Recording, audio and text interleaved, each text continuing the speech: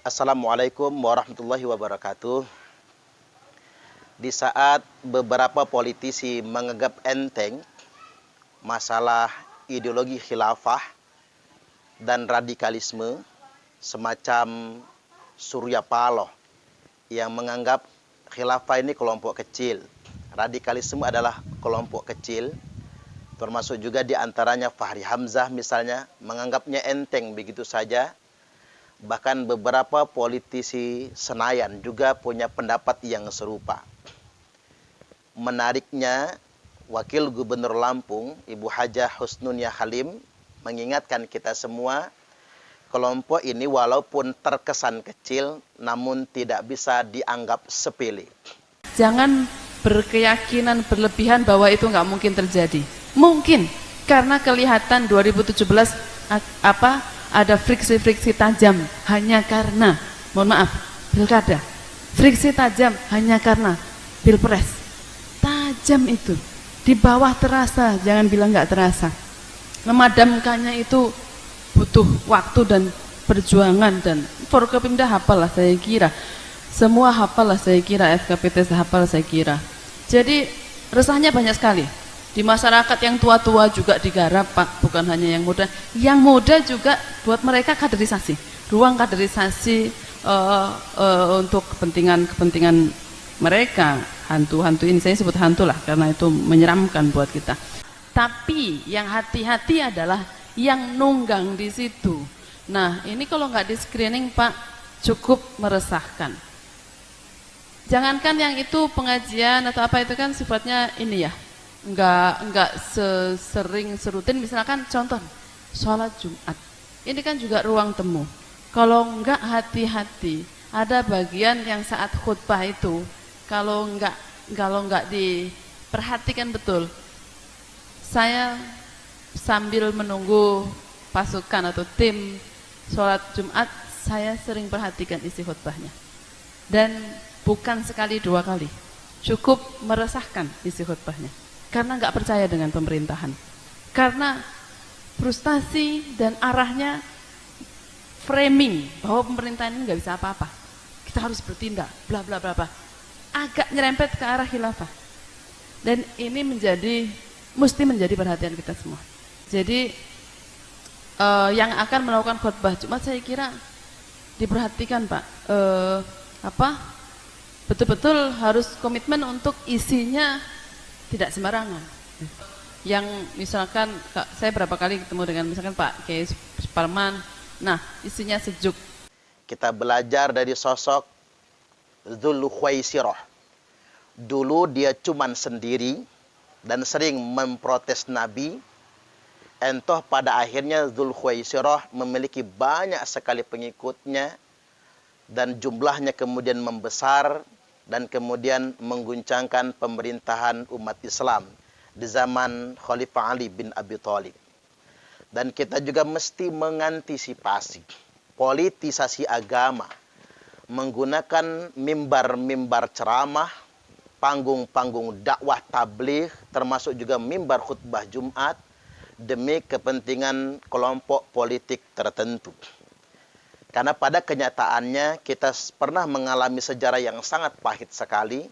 Kisah perang Jamal, perang Siffin adalah penggunaan bahasa agama, mimbar-mimbar khutbah, tapi untuk mempolitisasi umat, mempolarisasinya berdasarkan kotak-kotak politik tertentu. Ada baiknya sekarang kita simak apa yang diuraikan oleh Wakil Gubernur Lampung, Hajah Husnunya Halim. Selamat menyaksikan. Sekaligus terima kasih Provinsi Lampung menjadi salah satu tempat terselenggaranya kegiatan yang merupakan kerjasama BNPT RI dengan FKPT Provinsi Lampung, pelibatan pemuda dalam pencegahan radikalisme dan terorisme. Ini menjadi penting, betul yang disampaikan oleh Bapak Catur tadi, bahwa sasarannya sekarang anak-anak muda, apalagi anak muda ini lagi keingintahuannya tinggi sekali, ingin bertindaknya tinggi sekali, ingin berpartisipasi, ingin bergerak aktif, berperan nyata dan sebagainya.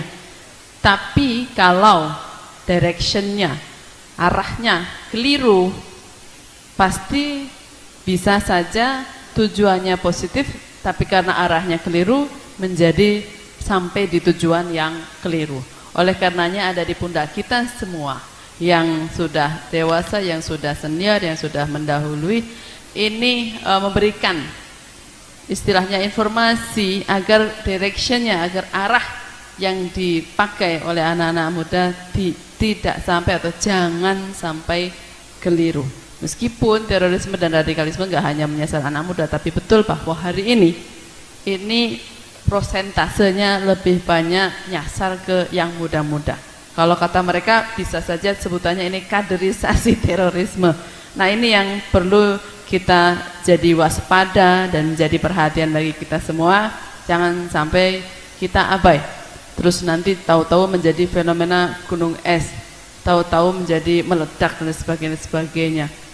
Karena kegiatan yang dilakukan oleh para mereka yang radikalisme dan terorisme ini memang sering sekali di bawah tanah, seperti tidak terlihat tapi terasa. Kenyataannya seperti itu. Memang ini juga menjadi hati-hati kita, terutama Pak Firsada di pemerintahan daerah. Ketika ada pertemuan-pertemuan massa, ruang-ruang temu bentuk apapun sebisa mungkin, terutama juga kepada Forkopimda, sebisa mungkin untuk kita screening. Karena saya cukup aktif di ruang-ruang temu tersebut, bisa dalam bentuk apapun, termasuk salah satunya pengajian. Saya cukup aktif turun keliling-keliling pengajian. Namanya juga aktivitas saya sebagai pemerintahan, saya juga sebagai politisi. Hampir setiap saat saya turun, dan tidak jarang saya temui, terutama yang pertemuannya bukan dari ormas NKRI ya, maksudnya seperti Muhammadiyah, seperti NU, itu udah terjamin 24 karat NKRI. Tapi yang lain-lain kadang-kadang masuk, ikut, dan persoalannya adalah yang di bawah itu nggak semua menyadari. Pokoknya kan undangannya ruang temu, mengaji bersama, berbuat baik bersama, berlomba dalam kebaikan, semua mau datang. Tapi yang hati-hati adalah yang nunggang di situ. Nah, ini kalau nggak di screening Pak, cukup meresahkan. Jangankan yang itu pengajian atau apa, itu kan sifatnya ini ya, nggak sering serutin. Misalkan contoh sholat Jumat, ini kan juga ruang temu.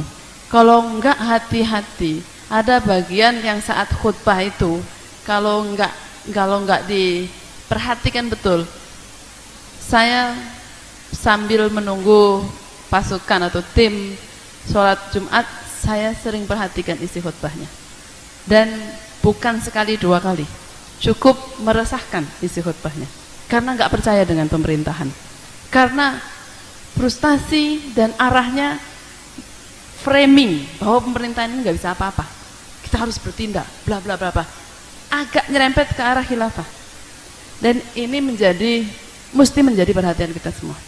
Jadi yang akan melakukan khutbah Jumat, saya kira diperhatikan Pak, betul-betul harus komitmen untuk isinya tidak sembarangan. Gitu. Yang selanjutnya juga yang misalkan saya berapa kali ketemu dengan misalkan Pak Kiai Suparman, nah isinya sejuk, banyak yang bukan banyak, ada yang tidak sejuk, ada yang dalam tanda kutip secara mungkin halus, penampilannya halus, tapi isinya ngeri, isinya dalam tanda kutip cukup tajam ke arah radikalisme. Jadi saya nggak kritisi ya, maksudnya penampilannya itu kayak lebih soft, lebih dalam tanda kutip agamanya lebih terasa, penampilannya begitu. Itu mungkin tembak mata membuat warga yang nggak ngerti, aduh itu luar biasa, tapi isinya cukup ngeri. Nah, ini yang mesti menjadi keresahan kita bersama, kita mesti hati-hati. Saya nggak pernah berhenti juga ketika keliling di masyarakat untuk terus mengingatkan berhati-hati. terus kita sampaikan. Kita tentu nggak ingin bangsa Indonesia naudzubillah menjadi bangsa yang terpecah-pecah sampai sampai naudzubillah ada perang saudara karena isu agama atau apa. Tapi harus dipikirkan, jangan berkeyakinan berlebihan bahwa itu nggak mungkin terjadi. Mungkin karena kelihatan 2017 ada friksi-friksi tajam hanya karena, mohon maaf, pilkada. Friksi tajam hanya karena pilpres. Tajam itu, di bawah terasa, jangan bilang nggak terasa. Memadamkannya itu butuh waktu dan perjuangan, dan Forkopimda hafal lah saya kira, semua hafal lah saya kira, FKPT hafal saya kira. Jadi resahnya banyak sekali di masyarakat, yang tua-tua juga digarap Pak, bukan hanya yang muda juga buat mereka kaderisasi, ruang kaderisasi untuk kepentingan mereka. Hantu-hantu ini saya sebut hantu lah karena itu menyeramkan buat kita. Jadi ini mesti menjadi perhatian kita bersama, dan mungkin ini kayaknya ada seragamnya IPNU, IPPNU, mungkin memang harus semua kita gandeng. Tapi saya yakin kalau masuk di pelajar Muhammadiyah, pelajar NU dan sebagainya, insya Allah lah clear, malahan justru segmennya justru mestinya mereka kita ajak menjadi di depan untuk ngerangkul yang umum. Sebenarnya segmennya yang umum lebih banyak, karena paling banyak justru Pak Catur masuk ke umum.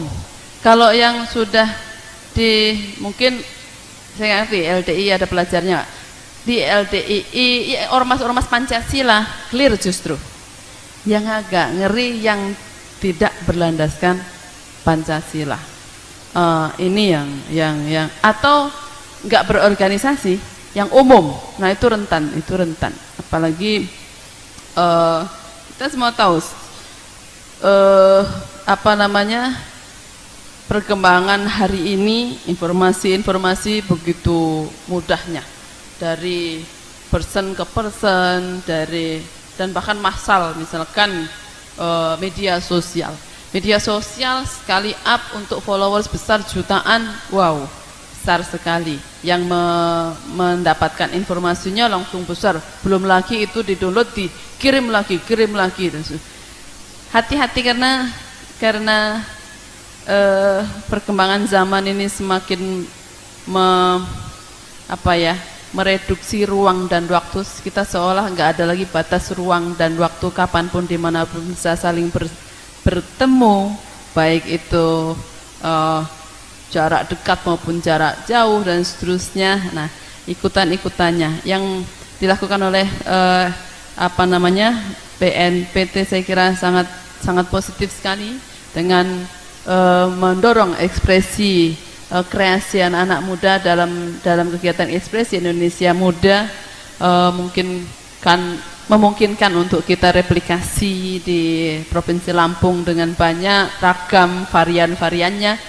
Kita isi seluruh ruang anak muda ini dengan kegiatan positif, energi positif, agar menyelamatkan mereka dari generasi yang jangan sampai hilang. Karena kalau kena terorisme dan radikalisme ini pasti jadi generasi yang hilang. Dan ini bukan hanya di negara seperti kita, di Asia, di belahan benua lain juga mengalami persoalan serupa. Tiba-tiba misalkan kita baca di informasi internasional, tiba-tiba ada anak muda hilang dari rumahnya, tahu-tahu ikut ke negara-negara Timur Tengah yang sedang berperang, tahu-tahu ini, tahu-tahu itu, udah hancur-hancuran lah situasinya, baru diketahui. Nah, jangan sampai anak-anak kita ada yang terjadi seperti itu. Untuk anak-anakku, yakinlah kalau kalian merasa lahir dan dibesarkan dalam keindahan, kedamaian, kasih sayang, hidup yang nyaman, itu karena Indonesia merdeka dan kita rawat kemerdekaan ini dan kita terus melakukan pembangunan. Itu lebih indah dibandingkan, pasti lebih indah dibandingkan dengan situasi pecah belah, perang saudara, lihatlah bom menghancurkan semua fasilitas dan sebagainya. itu jauh lebih indah. Maka ayo, kalau kalian bahagia, terus rawat kebahagiaan dengan cara simpel. Terus bersama-sama dengan kami orang tua kalian merawat Indonesia, merawat kebinekaan, merawat NKRI, karena NKRI harga mati. Demikian Bapak Ibu semua, mohon maaf segala kekhilafan, kekurangan. Menyampaikan salam dari Pak Gubernur, Pak Arinal Junaidi. Assalamualaikum. Pak Gubernur menitipkan salam untuk Bapak Ibu semua. Mohon maaf segala kekhilafan, kekurangan. Wallahul muwaffiq ila aqwamit thoriq. Assalamualaikum warahmatullahi wabarakatuh. Mohon berkenan Ibu Wakil Gubernur Lampung untuk membuka acara secara